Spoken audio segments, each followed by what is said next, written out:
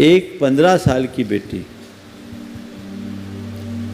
जिसके माँ और बड़ा भाई बाहर गांव गया, हाँ पांडिचेरी गया बेंगलोर से, और पिता उनको छोड़ करके आया, घर आया, और सुबह के समय में लड़की चाय में नशे की गोली देकर अपने पिता को पिलाती है। पिता बेहोश हो जाता है और वो 15 साल की लड़की, नाबालिग लड़की, अपने 18 साल के बॉयफ्रेंड के साथ मिलकर अपने पिता की चाकू गोद कर निर्मम हत्या कर देती है। और इतने में उसे चैन नहीं पड़ता, अपने पिता के शव को पेट्रोल डालकर जला भी दिया बाथरूम में ले जाकर, और वहाँ जो खून की बूंदें थी उसे पूरी तरह साफ कर दिया।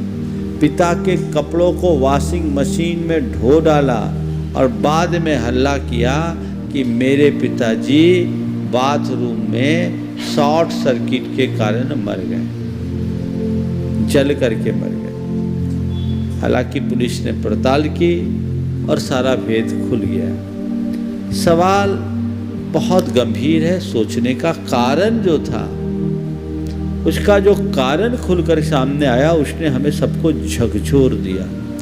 कारण कुल इतना था कि वो लड़की सोशल मीडिया और मोबाइल का ज़्यादा प्रयोग किया करते थे, पिता उसे मना करते थे। इससे चिढ़ करके उस लड़की ने अपने मित्र के सहयोग के साथ ये कुकृत्य कर डाला। ये समाज का एक बड़ा बीभत्स चित्र है। हमें ऐसे कारणों के प्रति बहुत सोचना पड़ेगा। इस समाज को झकझोर देने वाली घटना है।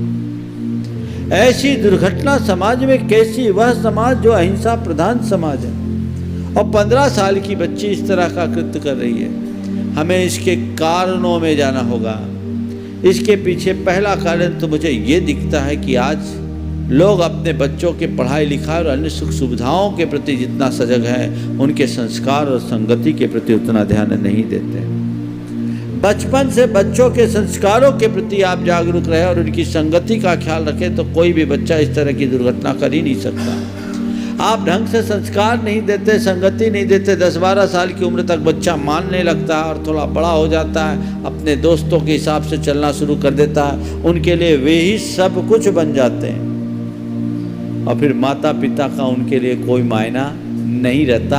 वो तो केवल उनसे अपना काम चलाना, पैसा लेना और सब चीज़ें कर लेते हैं। इसके अलावा माता पिता को इतना उपलब्ध देते हैं कि माता पिता भी नहीं समझ पाते, गुमराह करते हैं, और अपने दोस्तों और मित्रों के नाम साथ में न जाने कितने प्रकार के अनाचार भी करने लगे।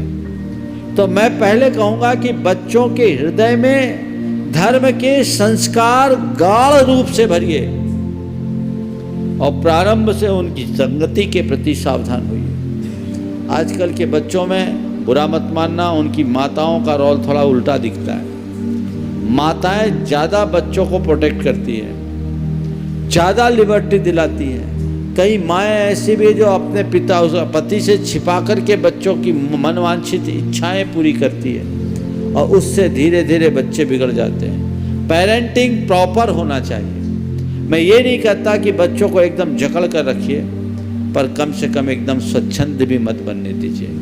उन्हें देखिए कि उनका आचार विचार और व्यवहार कैसा है। किसी भी प्रकार की मनोविकृति से तो ग्रसित नहीं हो रहा। जिस तरह की घटना हुई, हो सकता है वो किसी मानसिक रोग के कारण भी हुआ होगा, लेकिन ये नाबालिग अवस्था में जब व्यक्ति कोई विशेष हवस का शिकार बन जाता है तो उसे अपने प्रेमी के अलावा बाकी सब शत्रु दिखने लगते हैं। शायद ऐसा भी कोई कारण रहा होगा।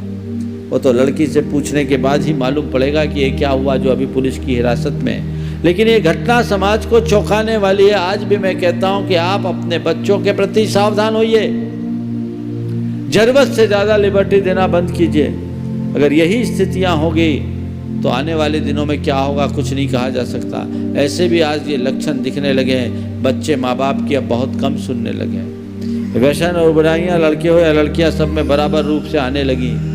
अन्य प्रकार की विकृतियाँ और अनाचार भी उनमें जुड़ने लगे हैं। तो हमें इनके प्रति बहुत बहुत गंभीरता से सोचने की ज़रूरत है सावधान होकर के चलने की ज़रूरत है।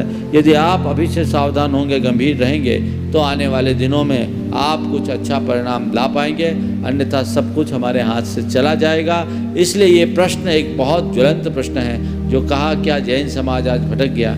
हालांकि एक व्यक्ति के भटकने से पूरी समाज भटकी है ऐसा नहीं कह सकते, लेकिन चांद में तो एक धब्बा भी दाग दिखता है, हमें ये ध्यान में रखना है। सफ़ेद चादर में छोटा सा दाग भी धब्बा दिखता है। इसलिए हमें अभी से एक सीख लेना है इस घटना से, और ऐसी घटना की पुनरावृत्ति समाज में दूसरी ना हो। संतान के संस्कारों की तरफ ध्यान दें। आप उनके लिए संपत्ति और सामग्री देने की बात तो बहुत सोचते हैं, समय कम देते हैं, स्नेह कम देते हैं, संस्कार कम देते हैं, उनके अंदर सही समझ विकसित नहीं होने देते। इसलिए इस तरह के कुपरिणाम उभर करके आते हैं। और जब इस तरह की घटनाएं आती है प्रकाश में, तो कुछ पल के लिए बस उस पर चर्चा करके रह जाते हैं या सहम करके रह जाते हैं। ये इसका उपाय नहीं है। इससे पूरे देश के लोगों को, न केवल जैन अपितु सारी जनता को एक सीख लेनी चाहिए और ऐसी घटनाएं दोबारा ना हो, इसके लिए सुनिश्चित